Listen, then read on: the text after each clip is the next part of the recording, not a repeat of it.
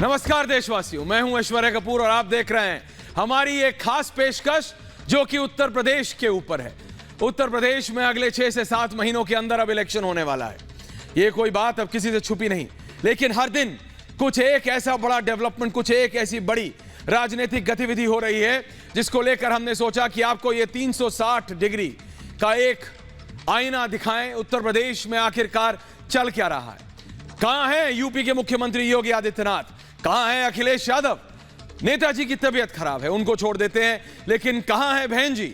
और कहां है असाउद्दीन ओवैसी, जिनको अचानक रातों रात ये सपना आया या ख्वाब उन्होंने देखा कि वो यूपी के राजा बनना चाहते हैं, वो यूपी के मुख्यमंत्री बनना चाहते हैं। अब तो बात करेंगे उत्तर प्रदेश में चल रही राजनीतिक गतिविधियों की, लेकिन सबसे पहले आज हम आपको बता रहे हैं कि यूपी की विधानसभा जिसकी ये लड़ाई, और मैं चाहूंगा वो ग्राफिक्स पे अगर हम आ जाएं सीधा, वो विधानसभा में आखिरकार कौन कितना ताकतवर है इस समय, क्योंकि जो ये बैठकों की तस्वीरें हम आपको दिखा रहे हैं फुल फ्रेम इस समय, ये वो कौन सी बैठक है जो 2 दिन चल रही है, कल और आज। ये कल रात की तस्वीरें हैं जब योगी आदित्यनाथ पहुंचे थे दिल्ली के कॉन्स्टिट्यूशन क्लब। सब खड़े हो गए, सब खड़े, स्वतंत्र देव सिंह से लेकर सब, और फिर जगत प्रकाश नड्डा आए तो योगी खुद खड़े हो गए, बीजेपी के राष्ट्रीय अध्यक्ष हैं।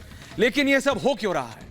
यह इसलिए हो रहा है दर्शकों, क्योंकि जो आपके स्क्रीन पर है इस समय 403 वाली ये उत्तर प्रदेश की विधानसभा अब दोबारा इलेक्शन में जाने वाली है। जी हां, 75% सीटें यानी 304 सीटें इस समय योगी के पास है, बाबा के पास। बाबा के पास 75% सीटें हैं, अखिलेश यादव के पास, नेताजी के सुपुत्र, इनके पास 12% सीटें हैं, बहन जी के पास 4%, कांग्रेस 2% और अन्य 1%। तो ये एक असलियत है जिसको कोई नकार नहीं सकता। अखिलेश यादव, ना मायावती और ना प्रियंका गांधी और राहुल गांधी, जो कि सोच रहे हैं कि पीके, जी हां, प्रशांत किशोर को वो महासचिव, राष्ट्रीय महासचिव इलेक्शन स्ट्रैटेजी यानी जनरल सेक्रेटरी इलेक्शन स्ट्रैटेजी बना के ले आए तो 2% से क्या 20% हो सकती है कांग्रेस। वो कोशिश है, लेकिन क्या ये कोशिश सही रहेगी?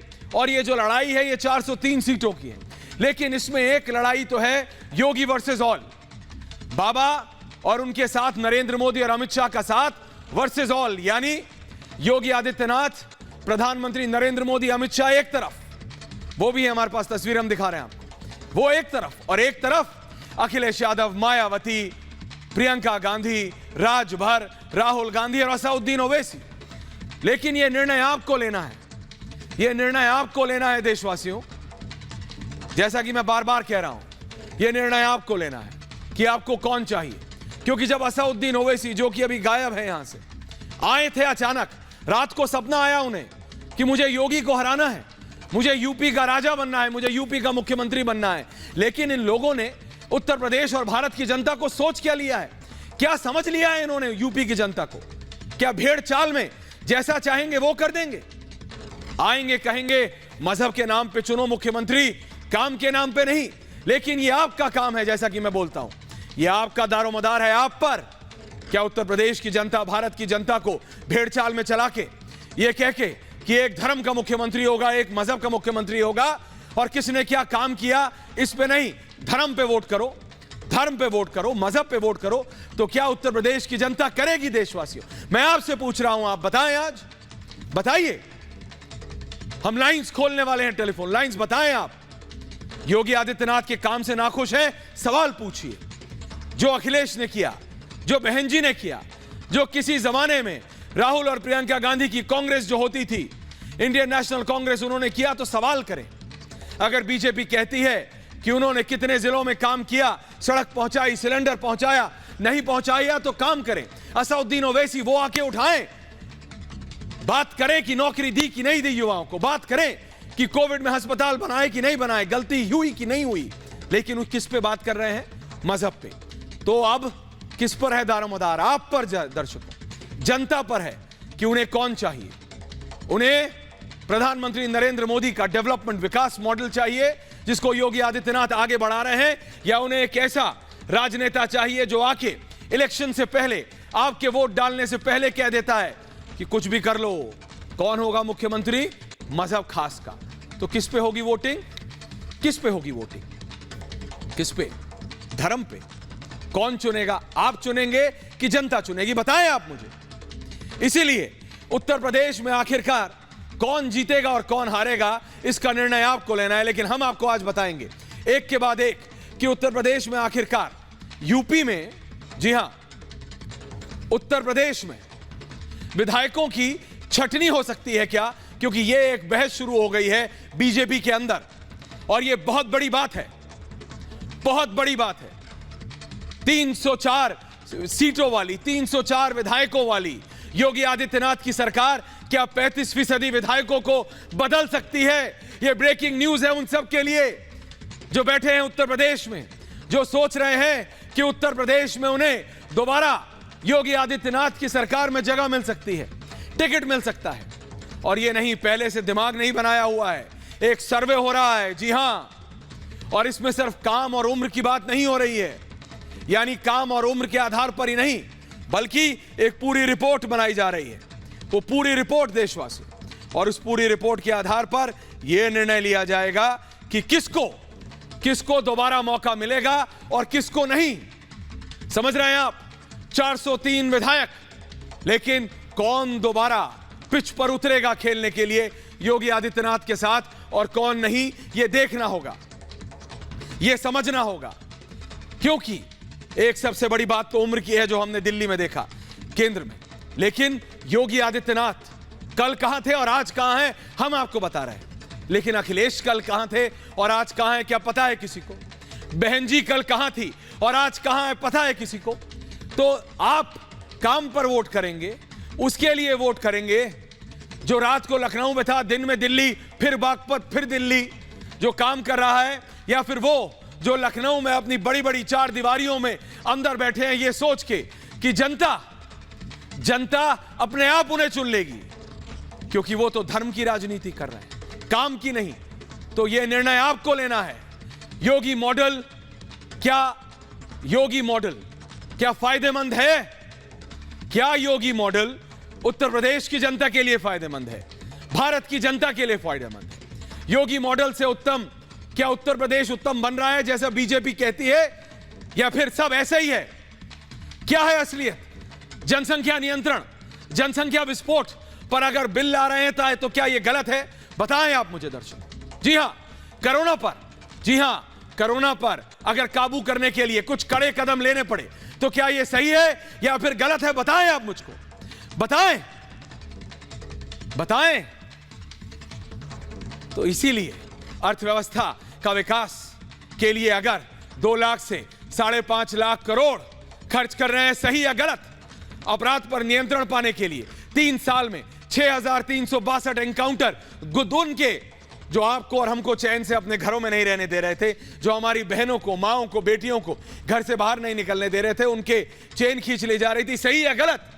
अवैध संपत्तियों पर बुलडोजर चलाया, उन पर जिन्होंने आपके और हमारे पैसे से खरीदे हुए सामान को तोड़ा, सही या गलत? 1600 करोड़ की अवैध संपत्ति जब्त की, सही या गलत? दंगाइयों पर सख्ती की, प्रदेश में 4.5 साल में कोई दंगा नहीं, सही या गलत? दंगाइयों से हर्जाना वसूली अध्यादेश लाया गया, सही या गलत? यह आप बताएं देशवासियों। और इसी को समझाने के लिए अयोध्या का पुनर्निर्माण कर रहे हैं, राम मंदिर का पुनर्निर्माण हो रहा है, उस पर भी एक अलग तरह से सवाल उठाए जा रहे हैं। सबको समझाने के लिए हमारी टीम ने आपके लिए एक खास रिपोर्ट बनाई है, वो देखिए और फिर वापस आते हैं आपके पास। देखिए ये खास रिपोर्ट।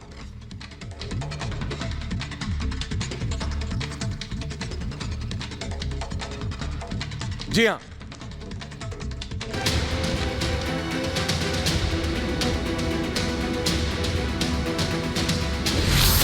मोदी योगी की रणनीति, फिर जीतेंगे यूपी। 2022 में महाजीत का ब्लूप्रिंट क्या? यूपी में प्रधानमंत्री नरेंद्र मोदी और मुख्यमंत्री योगी की जोड़ी कैसे फिर महाविजय की स्क्रिप्ट लिखेगी, इसकी तैयारियां दिल्ली में चल रही हैं। कल से दिल्ली में बीजेपी की मिशन 2022 को लेकर बैठक शुरू हुई। ये बैठक आज भी चलेगी। कल इस बैठक में बीजेपी अध्यक्ष जेपी नड्डा, मुख्यमंत्री योगी आदित्यनाथ, प्रदेश अध्यक्ष स्वतंत्र देव सिंह और यूपी के बीजेपी सांसद शामिल हुए। कल बीजेपी ने प्रचार अभियान की शुरुआत करते हुए बुकलेट भी जारी की। बुकलेट का नाम है इरादे नेक काम अनेक, लेकिन बुकलेट के पहले पेज पर सबसे ऊपर रामलला की तस्वीर लगी है। बीजेपी ने साफ किया है कि मुख्यमंत्री योगी के नेतृत्व में बीजेपी विकास और विश्वास को आधार बनाकर चुनाव लड़ेगी। बीजेपी के मुताबिक 2022 में सत्ता में वापसी के बाद कोरोना से लड़ाई, किसान हित, रोजगार और माफिया के खिलाफ जारी कार्रवाई आगे बढ़ेगी। सबसे बड़ी आबादी का राज्य होने के बावजूद उत्तर प्रदेश कोरोना जैसी महामारी को नियंत्रित करने में प्रदेश में भी और दुनिया में भी अग्रणी है। 2022 को ध्यान में रखते हुए सभी बीजेपी सांसदों को अपने क्षेत्र में जन आशीर्वाद यात्रा निकालने के लिए कहा गया है और योगी के नेतृत्व में यूपी में इस बार 300 से भी ज्यादा सीटें जीतने का भरोसा जताया गया है। आज योगी जी खुद कड़ी मेहनत कर रहे हैं। ऐसी ही मेहनत ये पूरे प्रदेश के लिए करते हैं। हर एक जिले में जाते हैं, हर एक काम के साथ खुद लगते हैं। यही वजह है कि यूपी में बदलाव के ये प्रयास आज एक आधुनिक यूपी बनाने में तेजी से आगे बढ़ रहे हैं। Bureau report, Republic Bharat.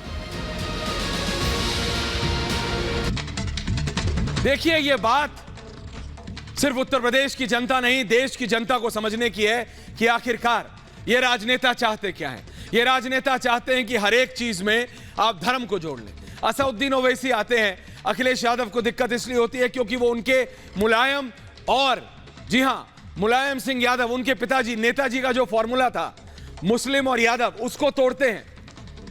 और असदुद्दीन ओवैसी को लगता है एक ऐसी जगह है जो कि योगी आदित्यनाथ के खिलाफ ना ही मायावती और ना ही अखिलेश यादव उसको पकड़ पा रहे हैं। क्यों नहीं पकड़ पा रहे? क्योंकि वो तो अपने घर में बैठे हैं। योगी तो 75 में से 62 जिलों में बाबा घूम लिया। बाबा तो 75 में से 62 जिलों में घूम रहे हैं, लेकिन अखिलेश यादव कहां हैं? मायावती कहां हैं? सतीश चंद्र मिश्र को क्या आप बता सकते हैं मेरे को?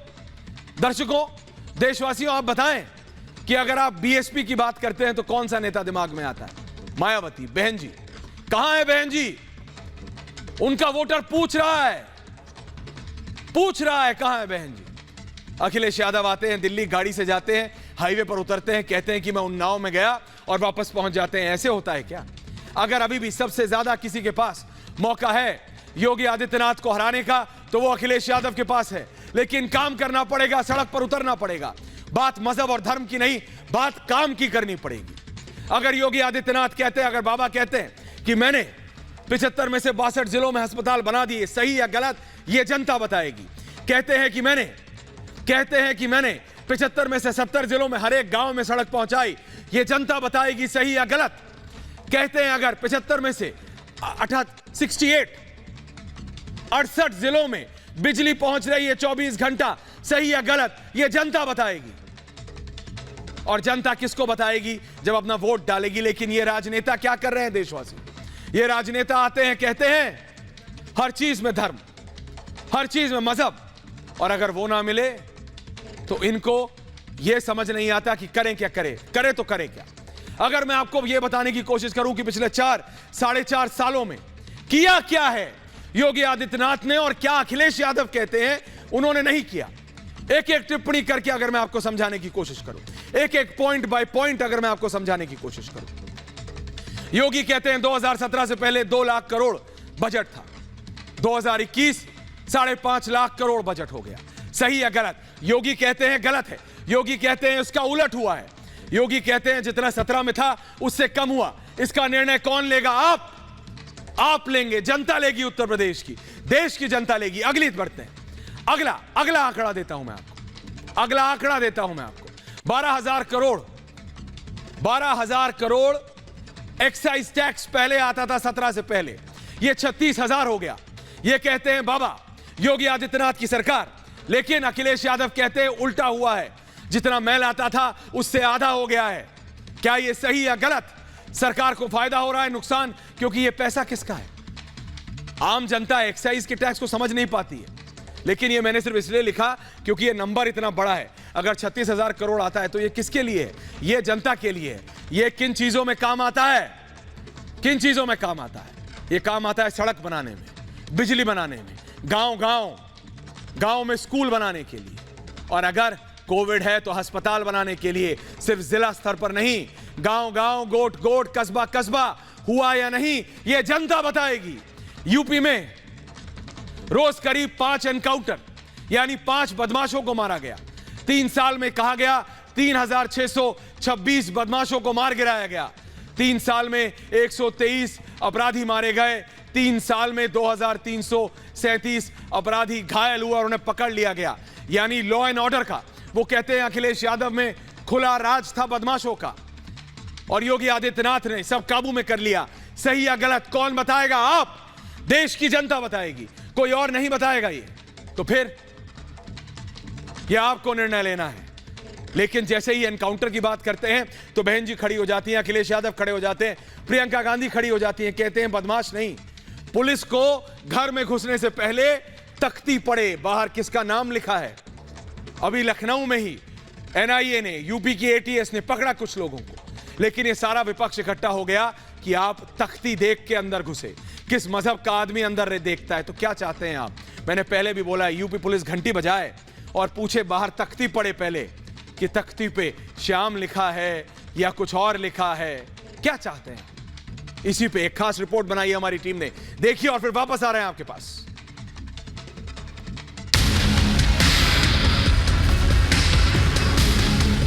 ऐसी तस्वीरें योगी सरकार के अपराधियों के डर की पहचान है।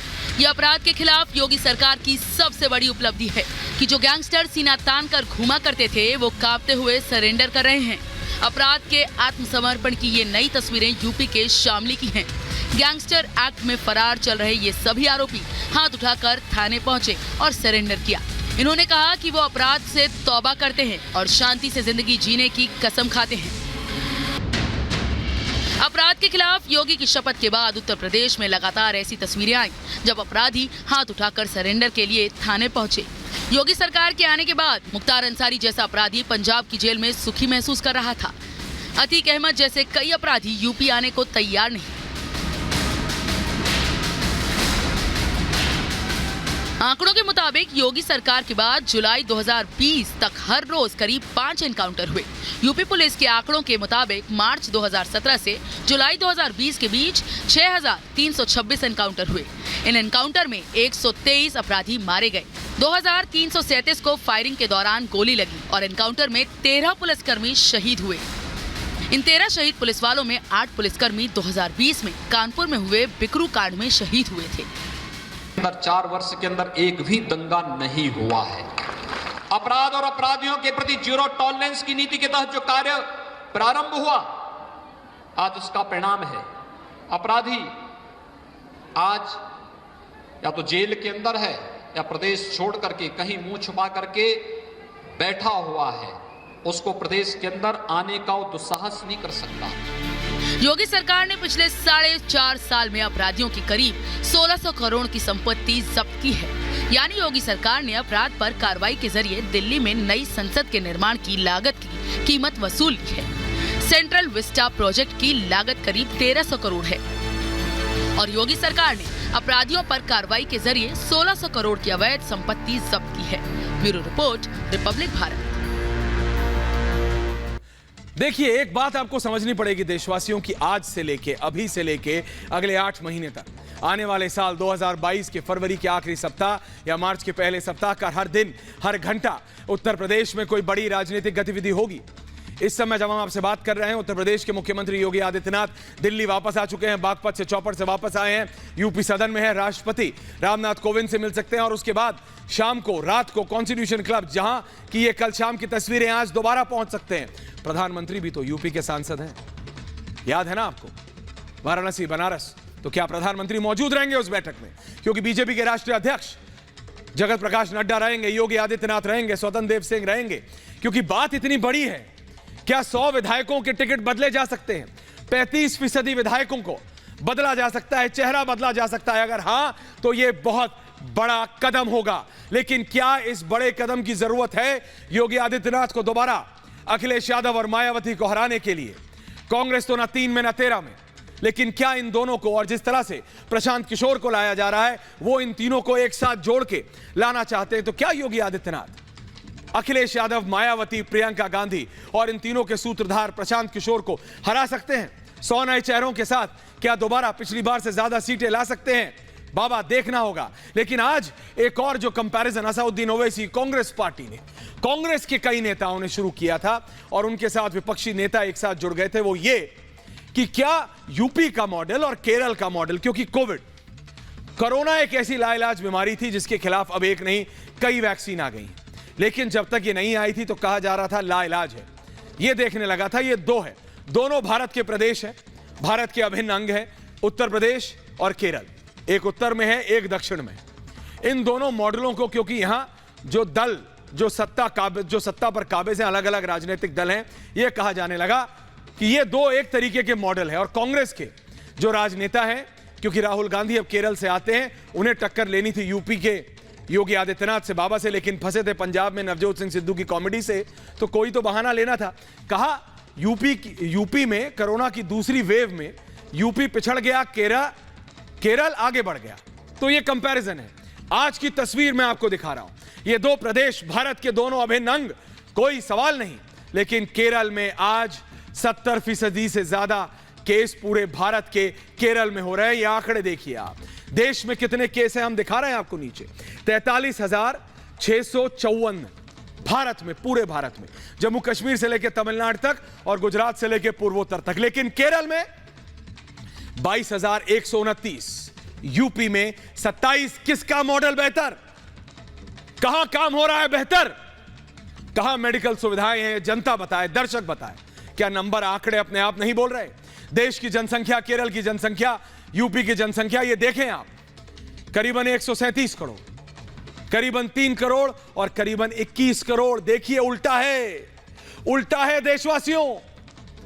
केरल में कितने केस? 22-23 हजार। कितनी जनसंख्या? 3 करोड़। 22,129 केस। और दोबारा अगर वो दिखाइए आप डायरेक्टर साहब, ये देखिए 3 करोड़। उत्तर प्रदेश में 21 केस और 21 करोड़। 21 केस, 21 करोड़।